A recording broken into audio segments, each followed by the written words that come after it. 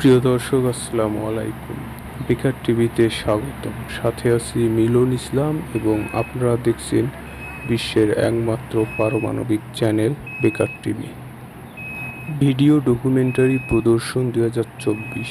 আজকের আলোচ্য বিষয় কৃষিতে আধুনিক যন্ত্রের ব্যবহার। কৃষি প্রধান বাংলাদেশ। এদেশের মানুষের জীবন ও জীবিকার সঙ্গে অত্যন্ত ঘনিষ্ঠভাবে মিশে আছে কৃষিখাত।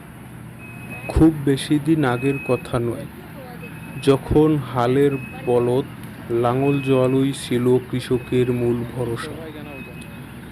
সারাদিন কায়িক শ্রমের বিনিময়ে মাঠে ফলত স্বপ্নের ফসল। আধুনিক প্রযুক্তির উৎকর্ষতায় সেদিন আর নেই। নতুন নতুন যন্ত্রপাতির ব্যবহারে দেশের কৃষিখাতে এসেছে বৈপ্লবিক পরিবর্তন। এসব যন্ত্রের ব্যবহারের ফলে কৃষকের কমেছে শ্রম ও খরচ, অপরদিকে কয়েক গুণ বেড়েছে উৎপাদন। অতীতে যখন লাঙল জোয়াল আর হালের বলদ ছিল কৃষকের চাষাবাদের মূল উপকরণ, সে জায়গা এখন দখল করে নিয়েছে পাওয়ার টিলার।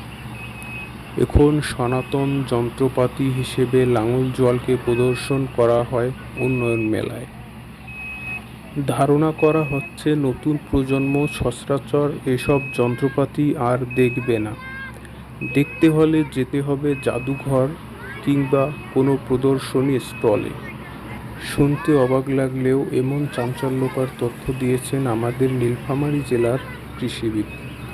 স্ক্রিনে আপনারা যে যন্ত্রটি দেখছেন, আধুনিক এই যন্ত্রটির নাম রিপার মেশিন।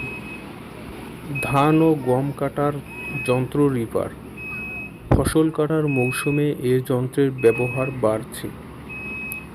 এই মেশিন ব্যবহার করে ঘন্টায় 66% জমির ধান ও গম কাটা সম্ভব, এবং এখানে পেট্রোল খরচ হচ্ছে মাত্র 1 লিটার, যেখানে সনাতন পদ্ধতিতে প্রয়োজন হচ্ছে 10 থেকে 12 জন শ্রমিকের, যার খরচ ন্যূনতম 4 থেকে 5,000 টাকা।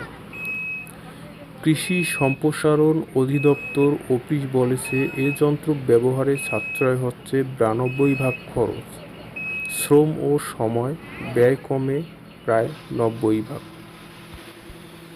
প্রিয় দর্শক, ভিডিও ডকুমেন্টারি প্রদর্শন 2024 অনুষ্ঠানটি এ পর্যন্তই।